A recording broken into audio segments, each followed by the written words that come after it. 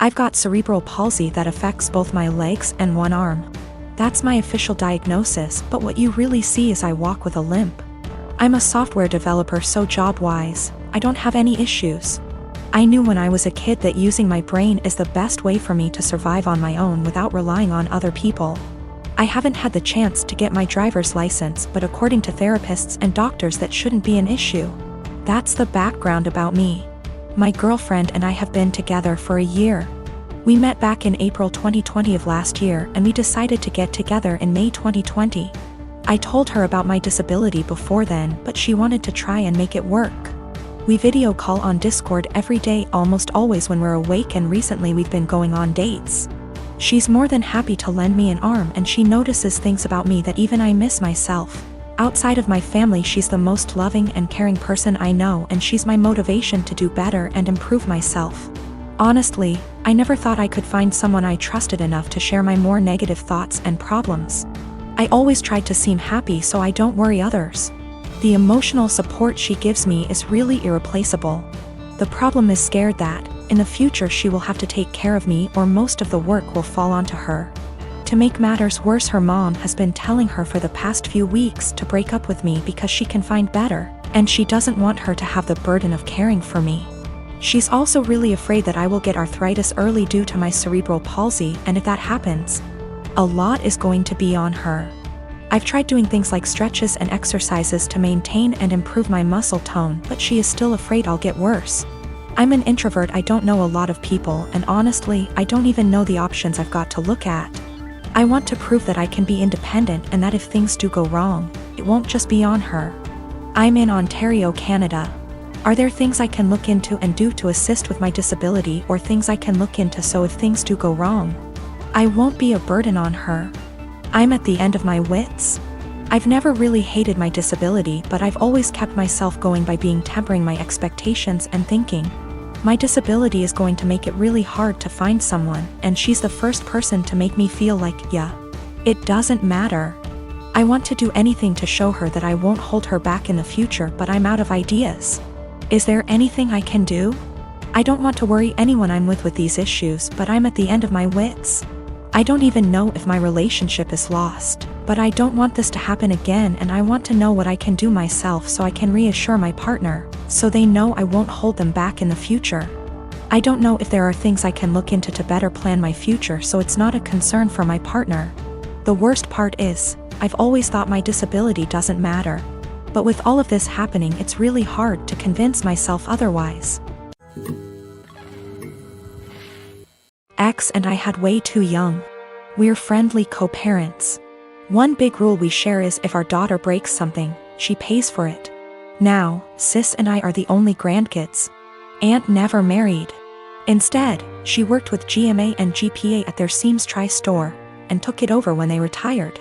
Sis's girlfriend proposed last year. GPA offered to make FSIL a custom suit, which she was over the moon about. GMA had me ask Sis what her dream dress was and record the convo. Sis, thinking it was just between us, told me in great detail what her dream dress was, though said it was way too expensive. So she would get something much cheaper. Well, a few months later GMA surprised Sis with her dream wedding dress. It FOT perfectly and everyone cried. Sadly, GMA recently passed away, which hit us all hard. Sis was devastated, but decided that the dress meant GMA would still be there with us at the wedding. The issue comes in with C. She's very large, much larger than Sis. 3 days ago, we decided to go visit Sis and see how she was doing. It was great, but then C asked if she could try on the dress. Sis politely said no. C made a face, but dropped it. Later, we decided to go grab dinner. Sis and I went to pick up our orders, but C decided to stay and play with Sis's dog.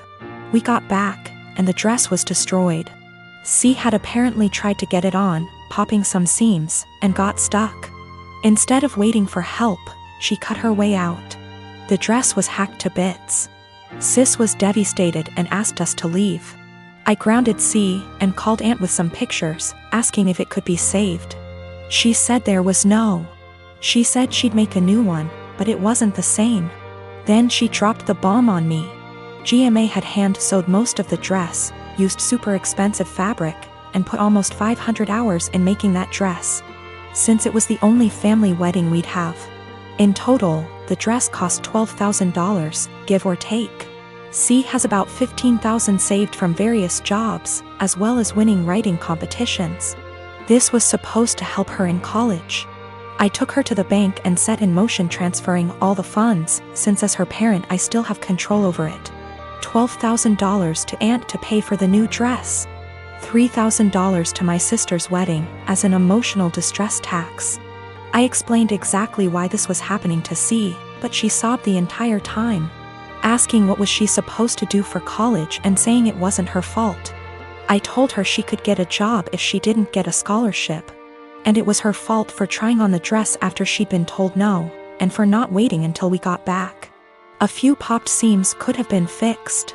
Hacking the dress to pieces couldn't. C told my ex, and while she agreed C was in the wrong after the full story, said I shouldn't have ruined her future for a free dress. I reminded her of our rule, and she still thinks I'm wrong. $3,000, that was to make up to my sister that C destroyed the last gift our dead grandma ever gave her.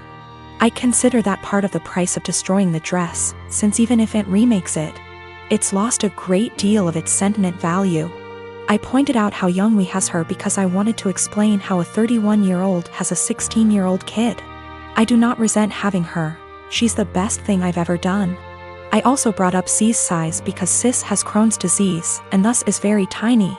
The dress was made her for size, and C is much larger than Sis. I love C as she is, but just holding the dress up, it was clear it wouldn't fit. The money was C's have fun at college money, not her college fund. My ex and I are paying for whatever scholarships don't. When she was asking what she would do for college, she was asking what did she do for fun and to buy things we didn't pay for. I got off the phone with my ex. I sent her the pictures, and she freaked. She apparently didn't believe me when I said it had been hacked apart, and believed it was just a few torn seams.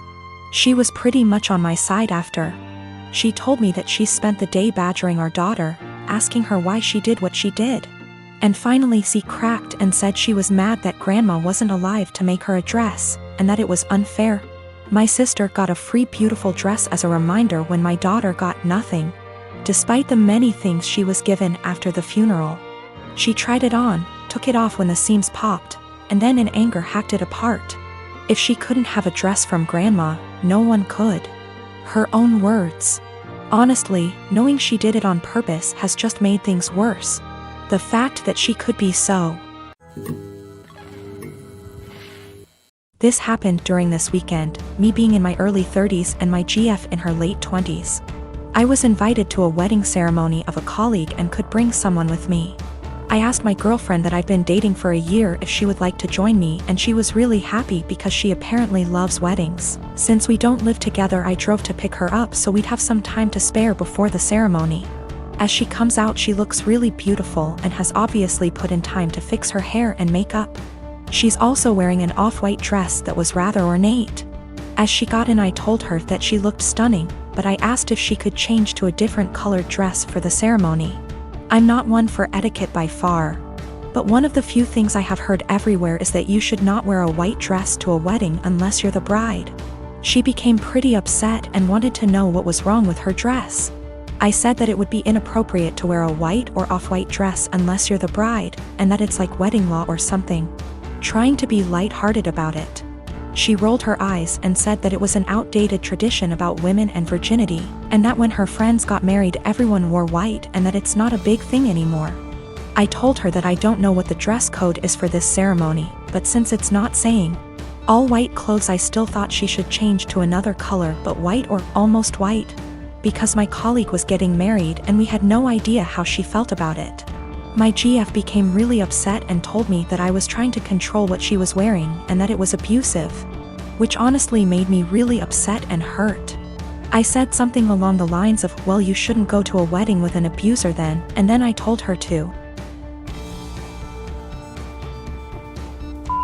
off out of my car. She began to cry and wanted to apologize and give me a hug, but I just told her to get out, which she did. To clarify, we never left the driveway by her home. I did not drop her off in the middle of nowhere or anything like that. I drove off and she called and texted me a bunch. I answered, I don't want to talk right now, and then turned my phone off and attended the ceremony. The bride was the only one that was wearing white, so I feel as if my gut feeling was the right one. When I got home, my phone had blown up by texts from her and her best friend saying that I was being inconsiderate and controlling, and should apologize for my behavior. I've vented to a few friends, most of them agreeing with me, but some have said that it was an asshole thing to tell her that she could not wear her dress, because it had nothing to do with me. I feel as if I was in the right since it was my colleague's wedding and it was better to be safe than sorry. But I'm also not sure if I was being an asshole about the situation. My girlfriend found out about the thread, don't know if she knew my handle, or just found it, and we talked over the phone. She apologized and I apologized, and it was a pretty good talk. She asked if she could come over, and I said no and that it would be best for us to go our separate ways. She got upset and asked why I wouldn't even try to work it out. I basically just said good. Bye. And then she said my was small, which actually made me laugh after what had been a pretty mature conversation, and then she hung up. I'm pretty sad about it. She really made me feel happy. I was hurt, but if she did think I was being abusive, it would be the right thing to do. And if she did not think I was being abusive and said it anyways, I would not want to be with her. So anyways, I think things worked out for the best for us both. About a week after my post, I planted a wall of blackberries and raspberries at the two sides of my garden facing the driveway, about 30 centimeters from the edge, so no overhanging branches. On the other side of the berry wall, I planted lots stuff like strawberries and tomatoes.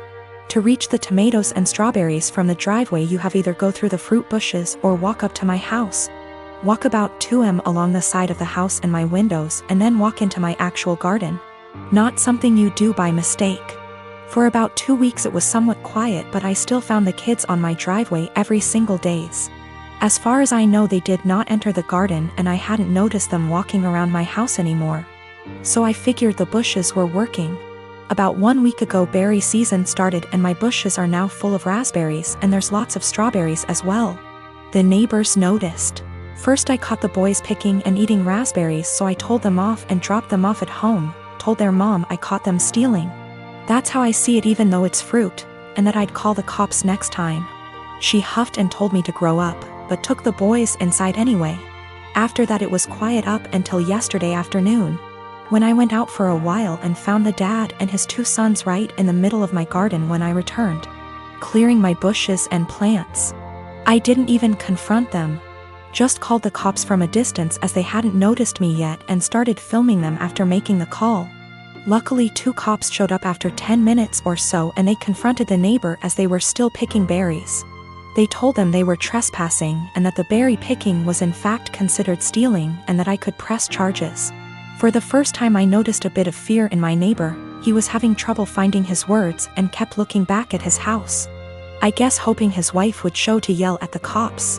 They all went inside with the cops, so I just went home as well. After a while the cops came by and asked me if I wanted to press charges. I asked them if they felt like they scared the neighbor enough to stay away. I got a small smile and yes, about him, but the wife had just kept shouting at them and her husband about the little living next door. I told them no for now, asked them if I'd be allowed to get an extra camera set up on the wall between my garden and the road, to cover the entire front garden plus driveway. They said that's allowed as long as it's on my side of the wall. So, now I'm getting an extra camera installed. One neighbor knows I'm done messing around, but his wife isn't there yet, and if I ever catch any of them again, the cops will be called and possible charges will follow.